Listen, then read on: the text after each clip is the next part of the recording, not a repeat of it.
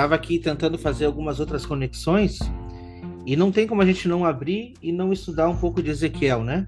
Porque ali mostra, Verdade. é como se fosse um copy-paste, é como se o Apocalipse viesse a revelar é, é, é, diretamente o que está sendo dito ali. Eu não vou ler todo o contexto, você leia em casa, mas é uma visão que Ezequiel teve sobre os quatro querubins. E ali ele vê esses mesmos animais. Olha a referência, Ezequiel 4, do versículo 5 em diante. Do meio dessa nuvem saía a semelhança de quatro seres viventes, cuja aparência era esta: tinha a semelhança de homem, cada um tinha quatro rostos, como também quatro asas, e as suas pernas eram direitas, e a planta de cujos pés era como de um bezerro, luzia como o brilho de bronze polido. Debaixo das asas tinha mãos de homem, aos quatro lados, assim todos os quatro tinham, rostos e asas. Estas se uniam uma à outra, não se viravam quando iam. Cada qual andava para sua frente, a forma dos seus rostos era como de homem, à direita. Os quatro tinham rosto de leão, à esquerda rosto de boi e também rosto de águia, todos os quatro. Aí a gente vê essa referência e a gente não tem como fazer conexão com Jesus. Por quê? Porque, como ele prometeu, estarei com vocês todos os dias. Então ele se apresenta como leão da tribo de Judá. Ele também se apresenta como homem, porque ele teve aqui na terra como homem, passou por todos os sofrimentos. Então ele é aquele que venceu, para dizer assim, olha, eu passei por todas as provações e venci. E também se apresenta, né? Aqui diz como um boi, mas eu acredito que o que o texto quis nos trazer era realmente o novilho, porque é aquele que foi morto. Eu acredito que é mais ou menos isso, como a oferta, tá?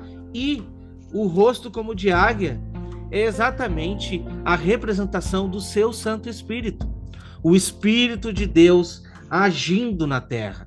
Por isso que a gente vê aqui a conclusão, você vai poder ler em casa, eu não vou fazer isso para não deixar muito extenso, mas a conclusão do tema mostra agora que esses animais, eles possuíam rodas, e aonde essas rodas, aonde o Espírito empenhava que essas rodas fossem, assim elas iam sendo conduzidas, né?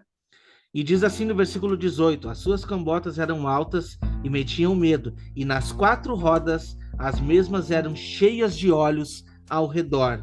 Andando eles, andavam elas, e parando eles, paravam elas, e elevando eles da terra, elevavam-se também as rodas juntamente com eles, porque o espírito dos seres viventes estava nas rodas. Então a referência das rodas é a igreja. A igreja que, tendo o Espírito dentro dela, avança norte, avança sul, avança leste e avança oeste. As rodas andam conforme o Espírito deseja. Mas não adianta só ter roda, precisa ter o Espírito. Entende? Por isso a representação de Jesus atuando na igreja. E olha só que interessante. Você vai poder ler todo o texto aqui. Mas, quando a gente vai lá para Apocalipse 5, a gente tem mais qualidades e mais assim, não é qualidades a palavra certa, mas a gente tem mais adjetivos e mais coisas mostrando a respeito dos 24 anciões e também dos quatro seres viventes. Mas o interessante do Apocalipse 5 é o contexto, né? Quem é digno de abrir os selos? Quem é digno de abrir os selos? Nem na terra, nem no céu, nem no mar, ninguém é visto digno. Até que o versículo disse-me um dos anciões: não chores, eis aqui o leão da tribo de Judá, a raiz de Davi, que venceu para abrir o livro e desatar os seus 7 selos. Versículo 6: e olhei, e eis que estava no meio do trono e dos 4 animais viventes, e entre os anciões um cordeiro, como havendo sido morto, e tinha 7 pontas e 7 olhos, que são os 7 Espíritos de Deus enviados a toda a terra. Então esses 7 olhos, eles estão na igreja. Esses 7 olhos, eles estão juntamente com a terra. Aonde a roda vai, os olhos olham, sabe? Se nós temos o sistema babilônico, que hoje consegue nos acompanhar em tudo que é lugar, mediante a tecnologia, Deus também tem a sua estratégia. E a estratégia dele depende simplesmente de nós sermos ativos para fazer esse evangelho avançar. Quando a gente vê ali os 4 seres viventes dizendo santo, santo, santo é o Senhor, a mesma referência a gente vê em Apocalipse 5, quando diz assim, né? Havendo tomado o livro, os 4 animais, os 24 anciões prostraram-se diante do Cordeiro, tendo todos eles harpas, salvas de ouro, cheias de incenso, que são as orações dos santos.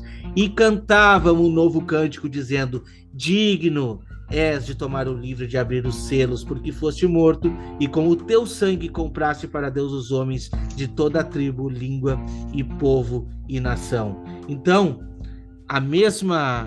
o mesmo entoar de louvor está sendo dado aqui também. Só que aqui no capítulo 5 a gente tem uma base maior, que está mostrando 7 espíritos, que nós já vimos nas cartas do Apocalipse, esses 7 espíritos que estão no meio da igreja. E os 7 olhos, que aí, quando a gente faz a conexão com as cartas, as igrejas, as 7 igrejas, quando a gente faz a conexão com Ezequiel, propriamente dito com o texto, a gente vê que realmente os 4 seres viventes têm uma ação presente na igreja. Por isso que a gente diz que é muito importante nós estarmos atentos, porque Deus depende de nós para fazer esse evangelho avançar, como essas rodas. Amém? Glória a Deus. Amém. Glória a Deus. Amém. Podemos muito avançar, bom. Então, no versículo... Posso só dar uma complementada? A hora que quiser, agora. Só para complementar essa questão das rodas, eu achei interessante, né, que Ezequiel 1:12, verso 20, também fala que elas andavam conforme o agir do Espírito. Exato. Né? E nós podemos conectar isso com a igreja, que nem você trouxe mesmo. Quando nós lemos lá João 3:8, diz que o vento sopra onde quer. E ouves a tua voz. Quem é que tem que ouvir a voz do Senhor? Aqueles posicionados nos últimos dias. Assim, todo aquele que é nascido do Espírito vai ouvir a voz, vai ouvir o vento. Por isso que os 4 ventos importantes, porque de lá é a conexão do Espírito conduzindo as rodas. As rodas é o elo de ligação. É por isso que existe a representação da Arca da Aliança, as 4 argolas. Porque a Arca da Aliança é a representação do trono de Deus. E quando a gente vê para a realidade as rodas, os querubins e acima deles o trono, é a realidade de que na sombra já estava na Arca da Aliança. E somente os sacerdotes posicionados, purificados, santificados, têm condições de conduzir a arca no ombro, com as varas, nas 4 argolas. São 4 sacerdotes conduzindo pelas 4 argolas, ouvindo a ordem de comando do Senhor, e elas só podem fazer aquilo que o Senhor mandar. Apontamento para os últimos dias, né? Nós temos 4 rodas nas 4 argolas da arca, nós temos 4 querubins, nós temos 4 sacerdotes, nós temos uma sombra e uma realidade. O que significa isso? Como no passado Deus deu ordem de comando pelo Espírito de conduzir, né, os sacerdotes, que aponta para os querubins, né, caminhando para onde for, nos últimos dias Deus vai dar ordem de comando pelo Espírito às suas testemunhas para obedecerem a sua palavra. Aonde a arca vai, o Senhor vai dando vitória. Por isso que as testemunhas serão destemidas e ninguém vai parar elas, porque é o Senhor que estará agindo. Só vai dar ordem de comando, tocar trombeta nos últimos dias quem estiver ligado no Espírito que nos une, Pai, Filho e os seus servos. Amém? É assim, ó. Para fazer praticamente um resumo aqui, vamos apanhar tudo que a gente pegou a respeito dessas informações e vamos trazer de uma forma mais objetiva para a igreja que está escutando agora. É o seguinte: o que nós estamos falando aqui é um assunto muito forte e não é para todos. Quando eu digo não é o assunto você pode pegar, pode absorver, mas não são todos os que vão ser usados como essas rodas. Aí é que tá. Tem gente que vai ser salvo sem, no caso, avançar com esse evangelho, sem correr para o norte, para o leste, para o sul. Sim, vai ter gente que sim. Mas vai ter gente que vai ser usado. Por isso que quando a gente vê esse trono de Deus, muito bem desenhado, aqui apresentando 24 anciões, 4 seres viventes, a gente não pode desconectar da igreja. Porque lá em Apocalipse 11, quando vai falar das 2 testemunhas, primeiramente o que vai ser apresentado antes de qualquer coisa é o seguinte: vi o santuário no céu e aqueles que estão lá habitando. Praticamente isso. Versículo 1. Entendeu? E foi medido. E quando a gente vê de medição, também tem nos profetas, né? Qual é o profeta que fala de medir também? Que tem a cana de medir? Ezequiel, né? Ezequiel também, né? Ezequiel também. Então, os assuntos eles se interligam. Mas na real é isso. O que acontece? Esse povo está sendo medido. Porque Deus não vai usar qualquer um, irmão Ricardo. Não vai usar qualquer um para fazer o evangelho avançar. Sabe por quê? Porque na primeira metade da semana, as 2 testemunhas, elas pregam destemidamente. Quando a gente vê sobre as pessoas indo para diante do altar, aí Romanos, lá em Hebreus 10:19, diz que é com interpridez. É como se aquele lugar fosse nosso agora. Não é de qualquer jeito que a gente chega para diante do altar, entende? Nós não devemos chegar de qualquer jeito.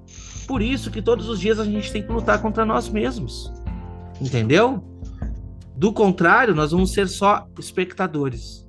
E aí a gente vai dizer, puxa vida, por que eu não fiz? A gente vê histórias maravilhosas de profetas, a gente vê histórias maravilhosas dos personagens bíblicos, a gente diz, nossa, eu queria ser como José, eu queria ser, né, como Zacarias, eu queria ser como João Batista.